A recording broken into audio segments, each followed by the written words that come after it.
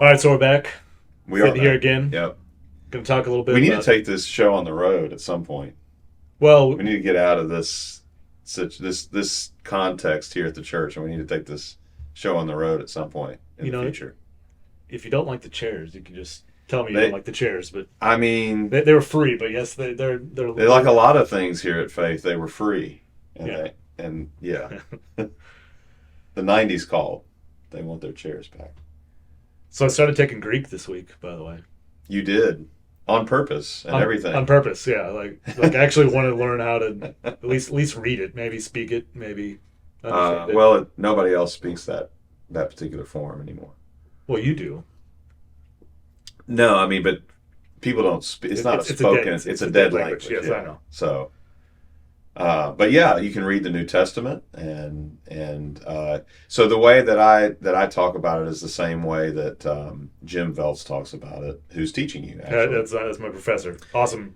oh, he's a brilliant guy, and he talks about it's sort of like watching I Love Lucy reruns in black and white on an old TV, or like watching reruns in fully restored full color HD on a big screen. Like that's the difference in reading the New Testament in Greek versus reading it in any kind of translation. See, he actually did this metaphor Monday afternoon, but he did it with football.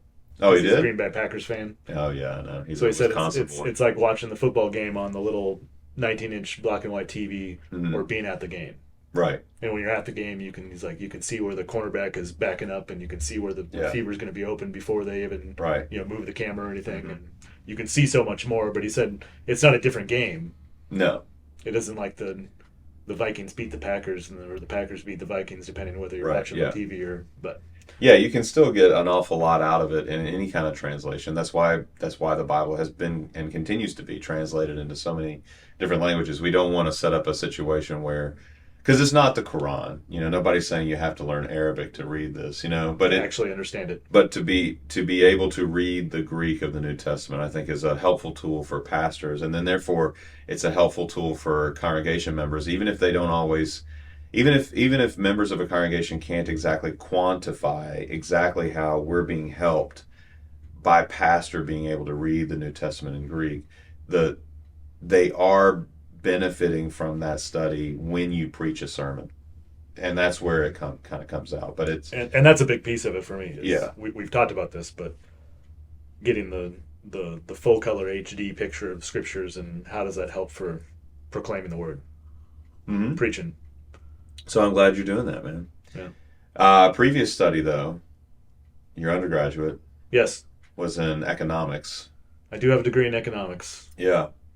And I thought maybe we could talk about what everybody's living through right now in this economy. Yeah, the economy's weird right now. Well, it's not even weird. It's well, let me do my big. I've got a front porch kind of in mind about thinking about when I look at the economy right now, and you look at things like the price of eggs, or you look at things like just going to, you could go to drive-through and you go to Chick-fil-A, and it feels like it costs 30 or 40 or 50% more than it did 3 years ago. Right. And partly it's thinking about it in a way of, my own personal family budget, your family budget, how it's impacting pocketbooks, but thinking about just for folks generally, that you're all feeling it, you're all seeing it, and the fact that stuff costs more, and we've had inflation and all these kinds of things. And I don't know, it's about answering about how to make sense of it, but having studied economics, having a degree in economics, we like to think in America that we live in this free market economy.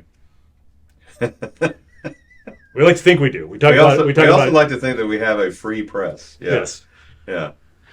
But The press ain't free in free America, and we And- don't have a capitalistic society either. I'll say this, and this At least is we don't have a free market. I'll say this: 2024. Yeah.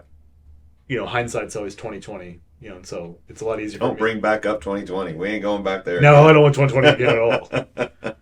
But if I'm looking back, having studied economics, I can Right. look back and think, well, I'm not surprised that this all happened.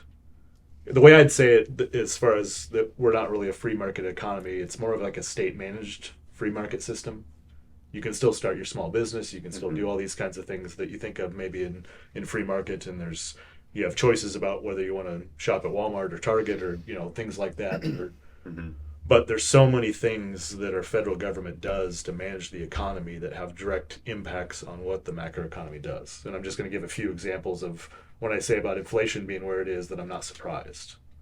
Well, So, before we do that, can you just answer that? Because I've heard a lot of scuttlebutt out there in both in mainstream media, but also like the legacy media, but also online platform.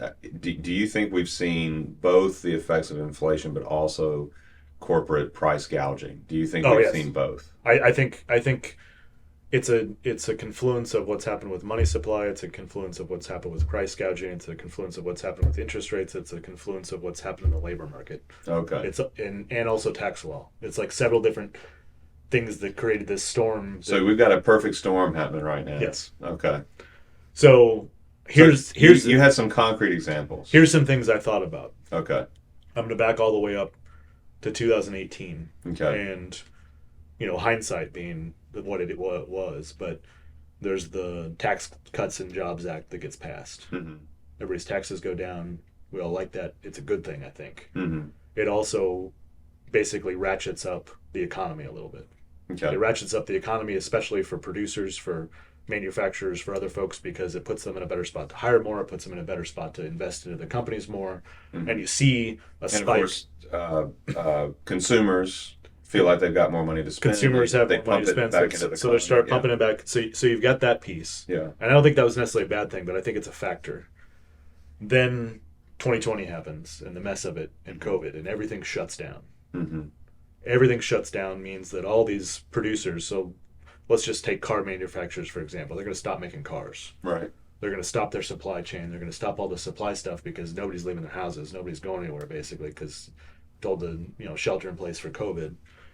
Couple that with nobody's leaving the house to spend any money. So both supply and demand just bottom out for a minute. Right. But then at the same point, the federal government, over the course of 20 into 2021, in several different instances, dumps a ton of money into the economy. Mm-hmm. There were all those PPP loans. Right. And admitted, like, I'm not saying they're bad. I'm not making value judgments on any of these things necessarily, but there's all this PPP money that goes in, and it's to help small businesses still be able to pay their employees, to stay afloat while everything's shut down. But there's also a bunch of people, it seems, that took PPP money that maybe didn't really need it. But that's neither here nor there. But it was, Well, I mean, you said free money. yeah. So of course people are going to take it that don't need it. That you said free money. And so I don't remember the exact numbers, but I feel like it was over $1 trillion, somewhere around $1 trillion of PPP money that we just dumped into the economy. Just another made up number. Like, what is that even? And then later, there's another round, because I remember getting stuff directly to me as a family of, oh, we've got kids, so here's an extra child tax credit that you're going to get. And so Sure. all this money that's getting dumped in, but the supply is kind of shut down and the demand is shut down because people are spending money. Then you get into 2021, later into 2022, everybody starts spending their money. Right. It's all this bottled up money that wasn't really getting spent. Start spending it all, but the companies don't have all the supply ready to meet it. So cars, Right. like, oh, I've got all this money the government gave me. I want to go buy a new car. Oh, we weren't making new cars for however many months, year, whatever it was. Mm-hmm. So car prices go shoot through the roof because they don't have Right. the inventory to make To up meet with the it. demand. Yeah. And then you've got the job market Mm-hmm. and the fact that, Of course, chickens were still laying eggs. I just want to. no, I'm getting to chickens in a second. I want actually, to. I want because to chickens is make sure that we're clear that Ford might not have been making F-150s, but chickens were still making eggs during that. chickens time. is the perfect example, and I'm going to that Yeah. next. Okay. All right. So then you have, I lost my train of thought. Sorry, my bad. No, you're all I'm good. just like, I mean, I get what you're saying about the Fords, but like the Oh, then you have the job market, and you Yeah. have a bunch of people that basically don't go back to work after COVID, yeah, and so then that creates these extra pressures where wages start going up, and so as wages go up, things are going to cost more, mm-hmm. and as wages go up, people have more money to spend. So it like snowballs on itself. So it's like, oh, we're paying somebody $15 an hour to work at Burger King. Burger King's going to cost more, but also that means the people working at Burger King have more money to spend. So maybe they want to go buy a new car, and so it continues to snowball. snowballing. Okay. And then also, Yeah. eggs is the perfect example. Mm-hmm. And I remember the companies because I read about this, but specifically where they were purposely holding back supply of eggs Hmm. and producing less because they knew they could get away with charging $4 a dozen, $3 a dozen. Right. And there was, I don't know if it was quite to the degree of lawsuits. I'm not remembering this. I read it a while back, but it was certain specific egg distributors that were called out because they were taking advantage of all these things going on to purposely raise their prices because they knew they could get away with it. Right. So they were holding back the supply. That's a good example And of some of the. car manufacturers might have been doing this too because they knew they could charge this much more. Well, I For mean, a it used depends. car. So when you talk about house builders, I mean, there's an awful lot of documentation out there that like lumber yards were holding back on stockpile. Like they had wood. Yep. They acted like they couldn't get you lumber. Like Well, and even the housing market's a weird one. and so then it caused the price of everything to just jack. And you couple that with Airbnb type houses that are getting bought. Yeah. You basically have corporations that are coming in and snatching up these houses. Well, not just for Airbnbs, but like BlackRock, other equity groups, they're buying up single family homes to then turn them into rentals. Yep. And so Yeah. they see it as investment because they're buying all these homes. It's shooting the value of homes up. Hmm. Hmm. You know, we sold a rental of ours. What was that? 2 years ago? I think it was 2 years ago because of where the housing market was at. I was like, well, we're going to make A killing here. a We got to do ridiculous it. percentage. Yeah. Do I want to rent this house for another 10 years or do I want to sell it now when it's high? And we sold it. And, Yeah. But so my point is, you know, looking back at all the factors, we might be sitting here wondering, well, why do eggs cost this much, or why does it cost this much to go to drive-through for fast food? Right. It doesn't surprise me. It still makes it hard.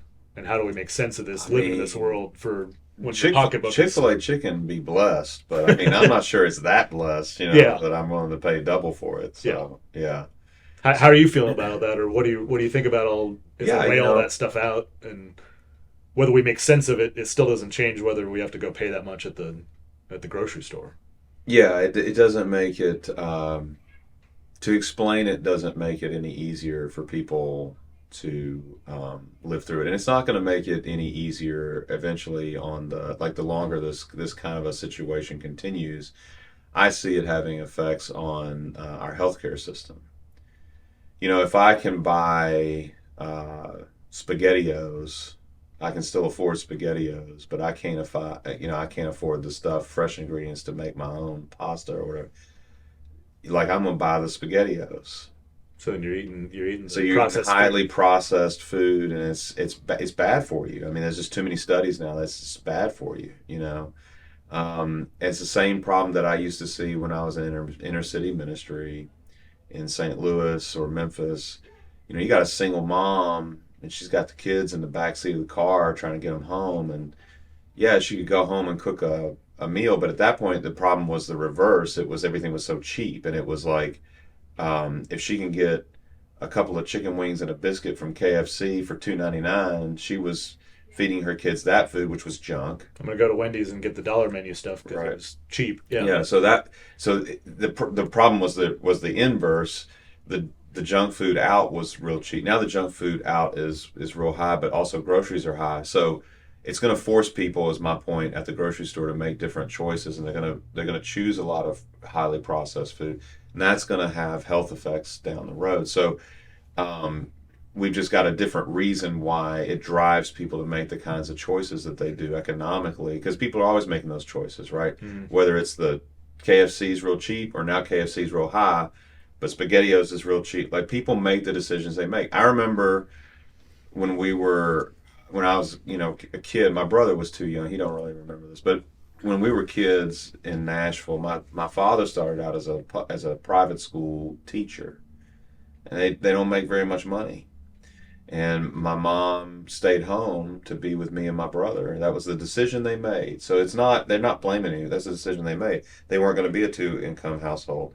But if you're a one-income household and that income is a private school, high school teacher's salary, and he's driving a rusted out old green pickup truck. I love that green pickup. I remember that green pickup. That's one of those memories. And he's driving a rusted out old green pickup truck everywhere. And that's why we ate a lot of Vienna sausages. Vienna sausage, the canned ones? The canned ones. Yeah. Because how many microplastics are in that thing, man? You know what I mean? And then we'd eat deviled spam on crackers, and stuff. It's not good for you long run, but we were eating it for years because that's the. So when I see the economic pressures on people, and I lived in a family where when we were younger, my dad had a noble job. Teaching's a noble profession, but it wasn't paying a lot. Yeah. And then the choices that people feel like they have to make when it comes to the grocery store aisles, I'm concerned about the long term healthcare Well, I mean, effect. I don't know this well, but the increases in diabetes or the increases in heart disease or the Right. increases in stuff that's going to be expensive and put pressures on the healthcare system and put pressures on your pocketbook of whatever you're going to Right. pay for And again, medications or treatments. as a Southern guy, I mean, I kind of resonate with what that. A lot of Southern states, we have some of the highest obesity rates in the country because of what we end up eating, whether that's from an economic pressure or just we like to eat another helping of ribs and baked beans. But or you just like to eat good food. I think about it. I mean, it's tasty. I mean, it's not always good, but it's good. And I used to joke because the church I served in Memphis, we were supposed to be able to fit 500 people in there. I said, who designed the sanctuary? Said it was 500 people capacity. Somebody out in Portland, Oregon, because around here that's barely going to hold 300 people because we got to have more space in the pew. So, but yeah, man. So it just I see it having a negative effect on people's choices. I think it's going to have a effect on people's health down the road, and we already have a lot of health epidemics going on in this country simultaneously with obesity, heart disease, diabetes. I think it's going to continue to rise. That's just a guy's opinion. I don't have a degree in anything, but it makes sense. I mean, the data would bear it out of whatever's, and so what do you think? Here's where my brain's at. yeah. A couple weeks ago, I preached about God always gives enough. Mm-hmm. God always provides. Mm-hmm. And I don't know about you. I still feel that way, but it feels different right now. And I don't know about for folks that are listening, when you're looking at, you're going to the grocery store and you're trying to pick what you can afford and things cost this much more. And you're trying to juggle things around for, I wonder. it could be the mix of kids' activities Yeah. or it could be the mix of, oh, my car is rusted out and it's a truck and I might have to get a new car soon. How am I going to afford that? How am I going to do this? The questions of how is this all going to work for my budget, my pocketbook, to still have that faith and that trust that in the midst of all of this, God still gives enough and he's going to provide. Well, he does give enough, and he is going to provide. He is currently providing. I think there might have to be a return to some older life skills that previous generations had that current generations don't seem to have. Like why we all eat at Chick-fil-A, because a lot of us don't know how to cook, or we tell ourselves we don't have time. I don't have time. It's super convenient. Well, and I don't have time to cook. Why? Because the kids are overscheduled, and we got this practice and that practice and the other practice. We're going to have to get back to some life skills that we used to have, that previous generations had, that the current generations don't seem to have as much, and a view of the world that says, "What do you mean you don't have time to cook? We can make something real quick with just a couple of eggs and an onion." You know what I mean? Like there are recipes that you can, and what I wonder about is the role that educators, whether it's at a Lutheran school like ours or.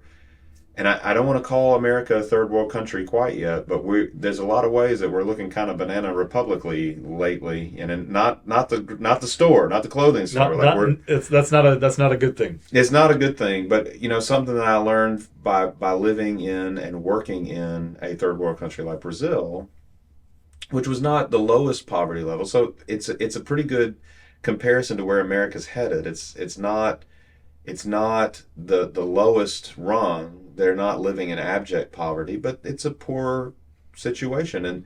And so what we did as Lutheran churches in Brazil is that we would hold workshops for the neighborhoods, and we would tell moms who wanted to come in, show us your bank book. Show us your bank book. We're going to take what you make, and we're going to show you at this grocery store down the street. Here's a plan. We brought in a nutritionist. Yeah. We brought in a PhD candidate in nutrition, and we said, okay, if you've only got this amount that you're working with, if you buy this combination of items that are all super cheap, like this kind of rice, this kind of beans, this kind of, and it was all This super kind of cheap. pasta, or Right, these kind of vegetables you can put in a slow cooker. right. You And know, so what we basically did was show these moms who were struggling, look, you can do this, and your kids are going to get great nutrition, and they're going to perform better at school, and they're going to have a future. You don't have to worry. There's enough. God's providing for you. He's provided for you, but you might have to learn some new skills. And I think when we say God's going to provide, I think maybe because of the rise of name it and claim it in America, I think people think that when you say God's going to provide, He's going to provide you with, I don't know, maybe ease, or provide you the way you dreamt of it in your head. He's providing for our needs. He's going to give me this in a way that I think that I want. Yeah, but there's always this opportunity though also to say we might want to learn some new skills because it might make us better stewards. You're being a better steward by being frugal. You're being a better steward by learning new combinations of things because you're stewarding your body with your nutrition. So I love good Southern cooking. We do not throw bacon grease into everything because I'd die if we did. You know what I mean? Like, I love good Southern cooking, but I also know how to eat, like, smoked chicken and broccoli. I know how to do that too. See, so you might have to learn some skills, because learning new skills is also about the part about being a good steward. God is always providing enough for us, and He will never leave us or forsake us. He also, it's all over Scripture, just like it says God provides, it's all over Scripture to say we need to learn how to be good stewards. And learning those life skills is part of the practice of good Christian spirituality. Well, I like that, and I'll admit, for us, sometimes we do it well, and sometimes we don't. And I mean, in terms of being Oh, good sure, I think stewards. everybody does. I'll I know admit, we do. I'll admit, Yeah. last night was one of those nights where I didn't feel like cooking. My wife didn't feel Mhm. like cooking, and she was talking to me on the way home from work, and Casey's Pizza is pretty cheap still. It we didn't go up we, that bad. we went with Raising Cane's. Okay, there you go. Raising So it's Cane's. chicken There- fingers and yeah, French fries. There you go. Good. It's Yeah. like, well, that's easy because we don't have to figure out what anybody wants because that's Right. what I have. I Just pick it up gotta in the tell you drive-thru on the though, way home. as somebody who didn't grow up with Casey's, I know y'all Midwestern guys, y'all grew up with Casey's around It's here. good pizza. It's I like a didn't grow gas up- station. I didn't grow up with it, and I was like, "This is from a gas station. It's good." And then they're everywhere. So Yes. sometimes I'm driving home, and I'd be like, I'm looking at, oh, there's that Casey's. Just stop in and get a couple quick. And they're That's the fast. that's the easy button, you know. versus So. something like, oh, if I would have, here's what pops in my head. It's still summer, so this isn't. I wouldn't choose to do this today. But Right. if I threw everything in the slow cooker this morning to make a pot of chili, Right.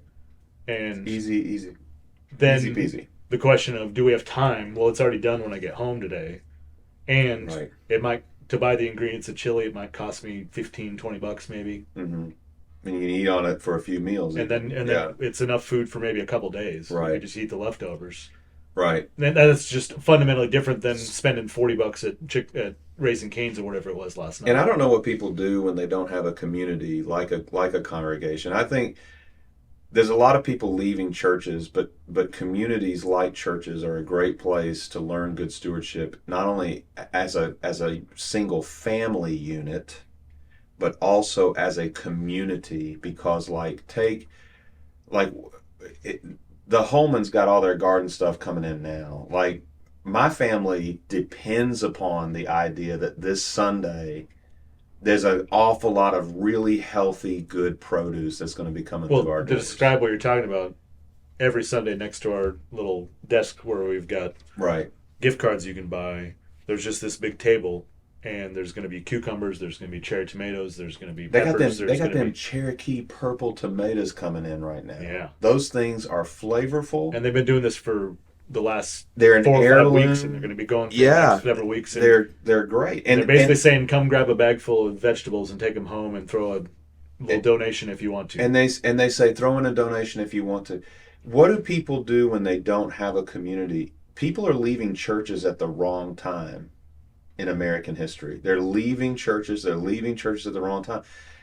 Salvation, of course, is the main question there. But even if you didn't really, you kind of sort of believe some of this stuff, but what do you do without community? Because a church community is a community where now our week is made because we can eat good healthy food, and we gave a donation for it. We weren't being price gouged by anyone. They said if you need it, just take. They actually say if you need it, just take it. Yep. Like, here's free food, and it's Free it's food, nutritious. and it's not SpaghettiOs. Right. Or Yeah. here's another example. This is a little while back, and it was a member of the congregation that had some health problems. Yeah. And wasn't able to do as much. Hmm. And a whole bunch of people in the congregation, and it was several folks just started to bringing them food. They got a meal train going because Right, it was the wife that was having health problems, and she usually did all the cooking, and so Right. and I remember going to see him, and the husband telling me, we've got more food than we can possibly eat. We've got a lasagna in the freezer. We've got this. And it was just people from the congregation loving on these people when they're going through a rough spot. But I think there's room for Christians to re-up on some of our understandings of our stewardship, because it's like, if you get online for any length of time, somebody's going to complain about the economy, and they're going to say you need to start learning how to grow your own food. Like, I see these people who, like, do you need to learn how to homestead? Like, get off grid, and then they do all this stuff. But who are they doing that for? The motivation is always themselves and just their own family. What's good about a congregation, a church community, is that the Holmans are growing right now. If the Holmans decide to stop, who else is growing a garden? But not just for themselves, like purposefully planting and growing and producing in order to help give back and help a whole community of people. So whether it's learning frugality, whether it's learning different cooking habits, whether it's learning how to produce in order to give back in a community, there are lots of different skill sets that I see us needing to double down on that we actually have in our past as Christian people. Mm-hmm.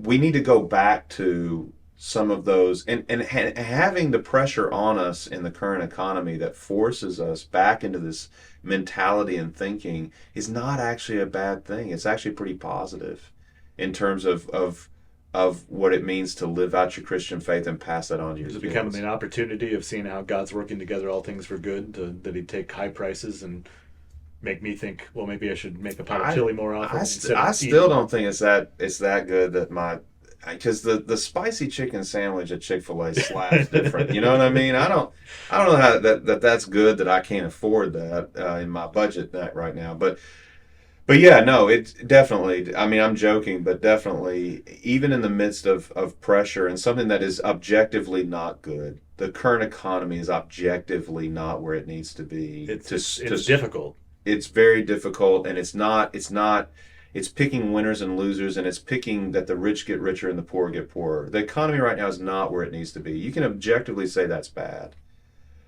And you can also say there's an opportunity here because God is continuing to provide. And it says in the Bible he will, and he is doing it. And it says in the Bible we need to learn to be good stewards. And there may be some lessons from previous generations that some of us need to go back to and learn how to do it the old way. Because when we provide for one another in community, when we learn how to be frugal, when we learn good cooking habits and that sort of thing, everybody makes it. We find a way, and we're making it, and it's because God is providing for us. So that's what I see. I see some opportunities here to continue to grow in our Christian faith, and that's the way I'm looking at it. I guess I'd say this, as much as I talked about the hindsight of looking backwards, and I'm not surprised that inflation happened the way that it has. I'm not ready to make my guesses of what's happening next, but I also know that given what we've just been talking about and what you just said, I'm legitimately not worried about it.